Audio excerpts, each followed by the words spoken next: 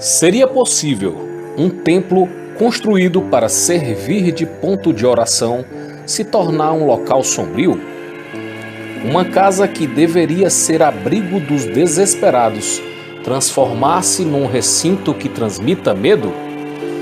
No documentário de hoje, iremos contar a história em detalhes da igreja de Dona Ninha, situada na cidade de Pacoti, Ceará, que muitos relatam ser mal assombrada, citando inclusive registros de aparições de fantasmas. Iremos conhecer os fatos reais por trás dessa trágica e surpreendente história e tentar entender, sem sensacionalismos, as justificativas que levam pessoas a acreditar que o local seria mal assombrado. Vamos ao vídeo! É impossível passar pela rodovia CE 065 no trecho entre as cidades de Guaramiranga e Pacoti, Ceará, sem notar a beleza e a imponência de um monumento religioso erguido às suas margens. Apesar da evidente falta de manutenção e do aparente estado de abandono que resultou na ocorrência de pichações, rachaduras e na queda de algumas peças e esculturas que ornamentavam o local, a estrutura ainda mantém-se tão bela e singular que é difícil cruzar o local sem sentir um desejo quase incontrolável de parar, apreciar ou mesmo registrar em fotos e vídeos. Do lado oposto da rodovia, em frente à igreja, vê-se um monumento contendo uma placa com os dizeres: "A querida e inesquecível Dona Ninha, que deste lugar bendito, às 9 horas de domingo, 19 de 1 de 1941, subiu inesperadamente ao céu, onde goza a visão beatífica e contempla a Virgem Imaculada, Mãe de Deus, tributo do amor e da dedicação de seu amargurado esposo Ananias Arruda, que deste lugar sagrado e ao pé da cruz redentora, banhado em abundantes lágrimas de cruciante saudade, a contempla e pede a todos que por aqui passarem uma prece para maior glorificação de sua santa consorte." 26 de janeiro de 1941. Na placa, além de uma imagem da Virgem Maria Imaculada, constam duas fotografias, a primeira delas de Dona Ninha Arruda e a segunda de seu esposo Ananias Arruda.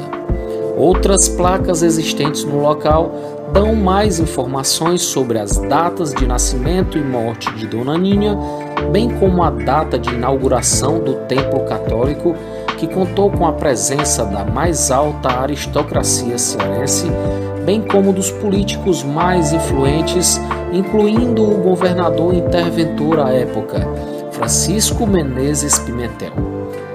A celebração foi realizada pelo maior líder católico do estado, o então arcebispo metropolitano Dom Antônio Lustosa. É possível ver no local outras informações de grandes celebrações realizadas ali, sempre conduzidas por grandes autoridades eclesiásticas, como o arcebispo de Fortaleza, Dom Manuel da Silva Gomes, e o arcebispo do Rio de Janeiro, Dom Jaime Câmara. Ao ver todas essas placas e ler tais informações, cresce ainda mais a vontade de conhecer a história por trás daquela igreja, saber quem era Dona Ninha, qual o seu legado e o que fez para merecer tamanho ato de demonstração de amor. Dona Ninha nasceu em Saboeiro, Ceará, em 31 de setembro de 1895, com o nome de Ana Custódio dos Santos. Quando criança e adolescente, costumava, junto aos seus familiares, fazer visitas ao seu tio, o Monsenhor Manuel Cândido, que era pároco de Baturité, no Ceará. Ali, aos 15 anos, conheceu Ananias Abnegado Vasconcelos Arruda, nascido em Sobral, Ceará, mas residente em Baturité, onde seu pai tornou-se um comerciante de sucesso. O jovem mancebo, que era 9 anos mais velho, apaixonou-se perdidamente por aquela formosa donzela. A paixão foi tão intensa que apenas um dia depois de conhecê-la, Ananias pediu aos familiares a mão da jovem em casamento. Devido ser herdeiro de distinto tronco familiar, o pedido foi de imediato aceito, e o casamento aconteceu 2 meses depois, quando passou a assinar com o nome de Ana dos Santos Arruda. Porém, ficou eternamente conhecida pelo apelido carinhoso de Dona Ninha. Altamente religiosa, Dona Ninha só aceitou casar-se se Ananias aceitasse fazer junto a ela um voto de castidade. Embriagado por aquele amor arrebatador, o jovem não relutou em aceitar as condições para consolidar aquela união. A história é contada por familiares do casal, incluindo a religiosa irmã Rita de Cássia, prima legítima de Ananias, que confirmou ao jornal O Povo em matéria publicada intitulada Santificados. Ananias Arruda foi muito bem sucedido na vida profissional, tendo atuado como comerciante, agricultor, pecuarista e jornalista. Porém, foi na política que ganhou mais projeção, tendo sido eleito prefeito de Baturité, Ceará, por 2 legislaturas.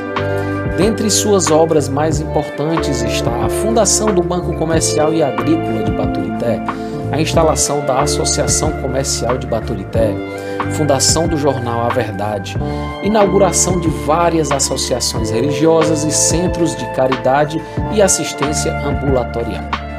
Devido a essas contribuições e sua fé inabalável, Ananias foi nomeado como comendador da Santa Sé, Ordem de São Silvestre e da Ordem de São Gregório Máximo pelo Papa Pio XII. A proximidade do comendador Ananias Arruda com a Santa Sé era tamanha que o mesmo recebeu autorização para instalar a primeira capela oficial particular do Brasil. O templo, que possuía oratório para a guarda e adoração ao Santíssimo Sacramento, privilégio de poucos poderosos, teve autorização concedida pelo Papa Pio XI e renovada pelos Papas Pio XII, João XXIII e Paulo VI até a data de seu falecimento.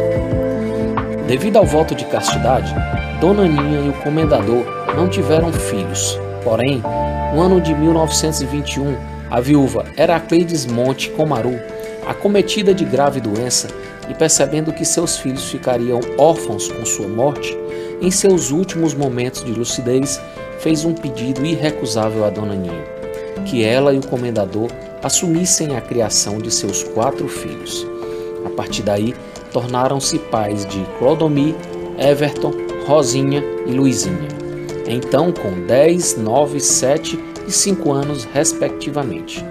No ano de 1932, o casal resolveu adotar mais uma criança, Miguel, filho de um irmão viúvo do comendador. Em janeiro de 1941, o comendador Ananias Arruda tinha compromissos a cumprir no Cariri, no sul cearense, e em Recife, Pernambuco. Por esse motivo, saiu em viagem, despedindo-se de sua amada Dona Ninha. Esta, por sua vez, para não ficar sozinha e preencher seu tempo fazendo o que mais gostava, a caridade, viajou para a cidade de Pacoti, no Ceará, se hospedando, como de costume, no convento Patronato Imaculada Conceição, onde se oferecia as lições voluntárias da catequese. No dia 19 de janeiro daquele ano, às 8 horas da manhã de domingo, Dona Ninha saiu em caminhada acompanhada de um grupo de crianças onde seguiam para a aula de catecismo. A caminhada duraria pouco, porém, no meio do percurso, Dona Ninha, que tinha apenas 45 anos à época, sofreu um mal súbito e morreu minutos depois no colo de uma das crianças. Um aneurisma cerebral fulminante encerrou a caminhada de Dona Ninha na terra. O viúvo, comendador Ananias Arruda, como de costume no interior nordestino, mandou instalar uma pequena cruz no local da morte de sua amada. Todos daquela região conheciam Dona Ninha e sabiam de sua bondade e vocação para ajudar o próximo. A partir daí, passaram a fazer visitas à cruz de Dona Ninha e a fazer orações e pedidos. Desde então, começaram a chover cartas endereçadas ao comendador de populares relatando diversos milagres atribuídos por eles à intercessão de Santa Dona Ninha. Tratavam-se de cura de cegueira e outras doenças graves, empregos e outras graças alcançadas.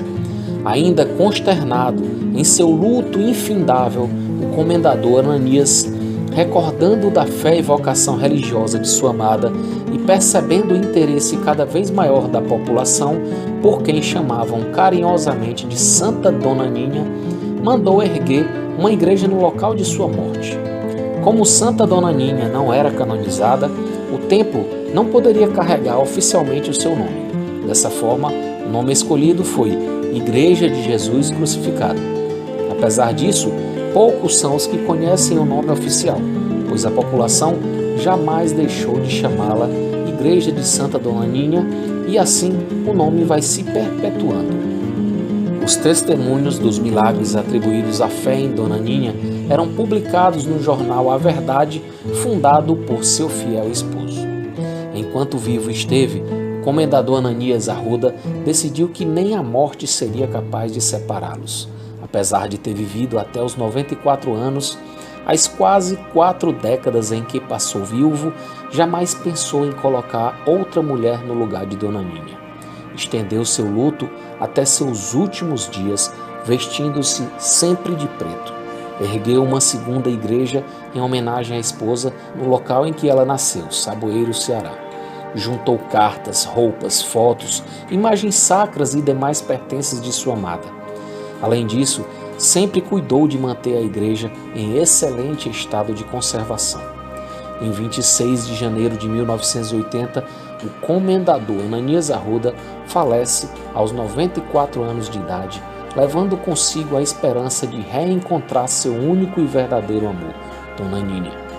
A partir de então, os objetos pessoais que comprovavam esse belíssimo romance foram disponibilizados para exposição em um museu criado em homenagem ao grande líder político da região de Baturité, o Museu Comendador Ananias Arruda, que foi inaugurado quando o mesmo completaria 1 século de vida e funciona no casarão que servia como residência do casal à época da triste tragédia que os separou.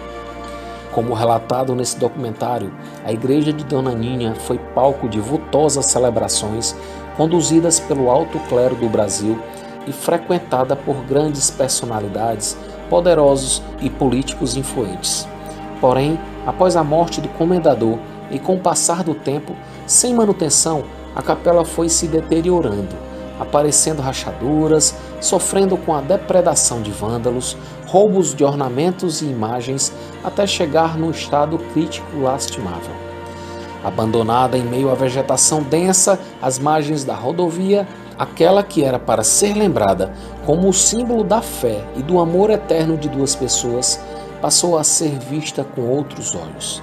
A crendice popular, que se encarrega de produzir superstições, começou a criar casos sinistros envolvendo o local, como o relato de aparições noturnas de uma mulher vestida de branco no meio da pista, o que fez com que muitos dos residentes da região mais supersticiosos se negassem a trafegar sozinhos naquela rodovia à noite. Felizmente, após anos de abandono total, recentemente a igreja de Santa Dona Ninha foi enfim revitalizada pela prefeitura de Pacoti, que também se encarregou de tombar o imóvel como patrimônio histórico. A saga protagonizada pelo casal Dona Ninha e Comendador Ananias, de tão bela, excêntrica e trágica, nos provoca um misto de sentimentos, de perplexidade por fatos inusitados, como o voto de castidade de um casal, de piedade pela separação precoce, mas também nos serve de inspiração, levando-nos a refletir que devemos, a todo momento, valorizar nossos entes queridos e lembrar que nunca é tarde demais para dizer eu te amo.